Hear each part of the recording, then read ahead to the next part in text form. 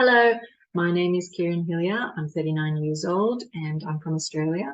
Today I'll be performing a monologue of Dr. Dekoven from Les Blancs by Lorraine Hansbury.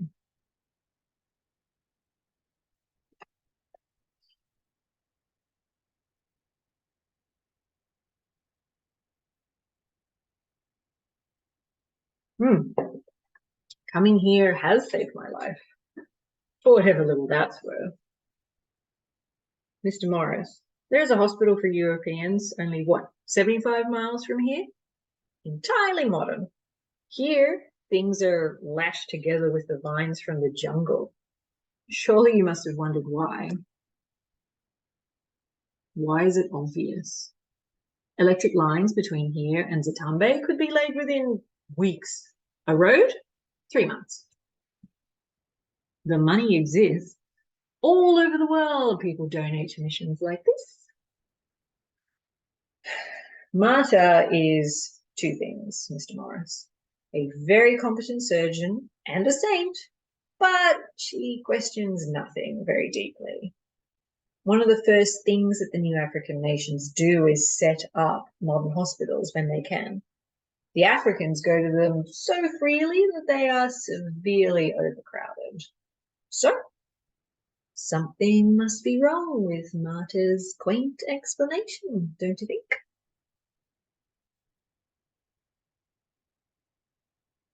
Mr. Morris, the struggle here has not been to push the African into the 20th century, but at all costs to keep him away from it.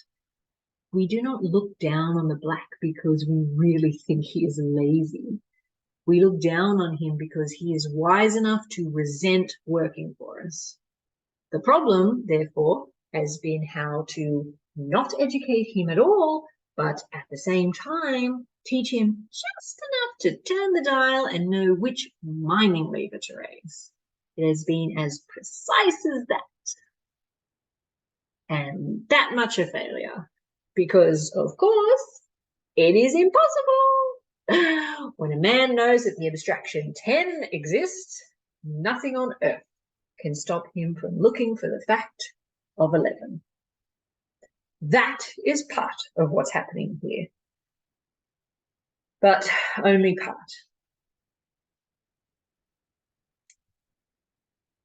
Morris, this mission has been here for 40 years?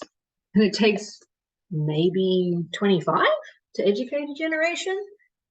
If you look around, you will find not one African doctor.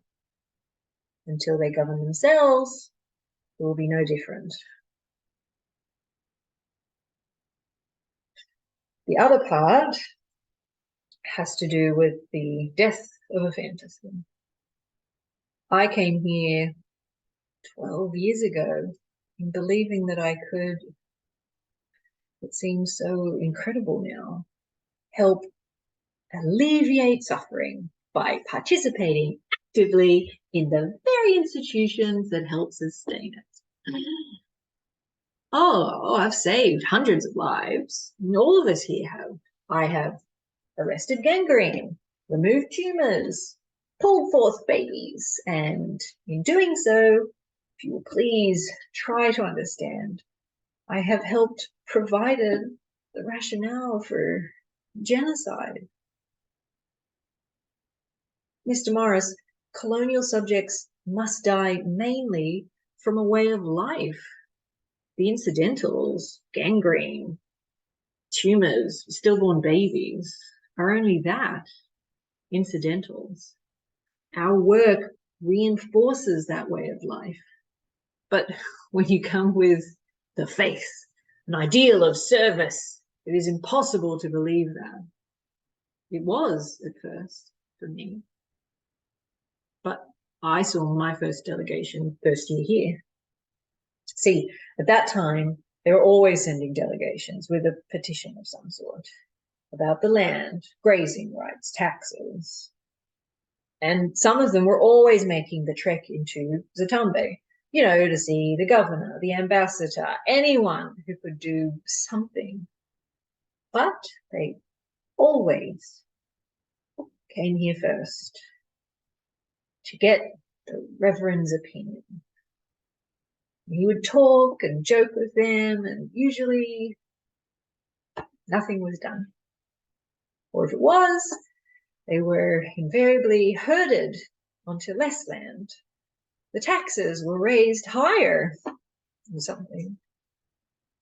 And then one day, 7 years ago, they came, led by old Abiose, as usual, with a petition to the Governor General for a new constitution that would permit Africans to sit in the legislature in proportion to their numbers. They were petitioning, of all things, to govern the colony. I shall never forget the Reverend's face. He had the most extraordinary expression. And he finished reading the petition and he put it down like this, He stood up, wiped his glasses, put them back on. And he smiled at them. And they smiled back as they always did. Then he walked among them, his arms outstretched, saying, "Children, children, my dear children, go home to your huts. Go home to your huts before you make me angry." Independence indeed. No, I shall never forget the old man that day. And the thing is that until that moment, standing here, I hadn't understood in the least, not the slightest, any different than he. The fact that it was all over was in the face of the second old man there, Abiose. He did not move. He did not smile. He did not speak. He just stood there with the paper in his hand, which they had gone to such pains to draw up.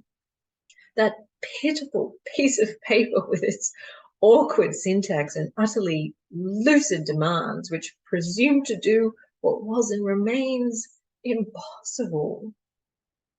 Ask for freedom.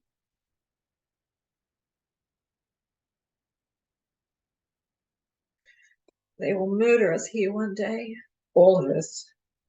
And the press of the world will send a shudder through men everywhere. It will seem the crowning triumph of bestial absurdity.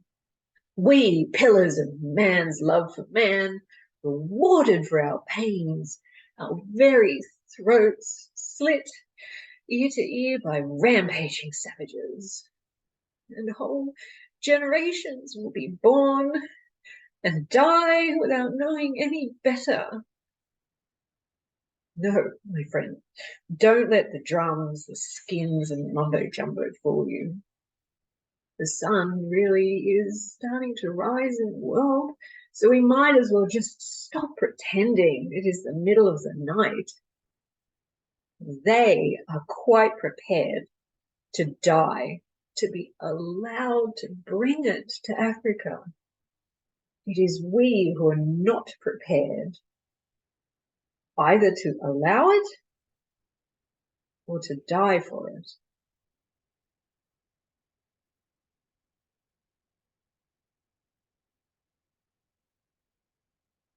Thank you.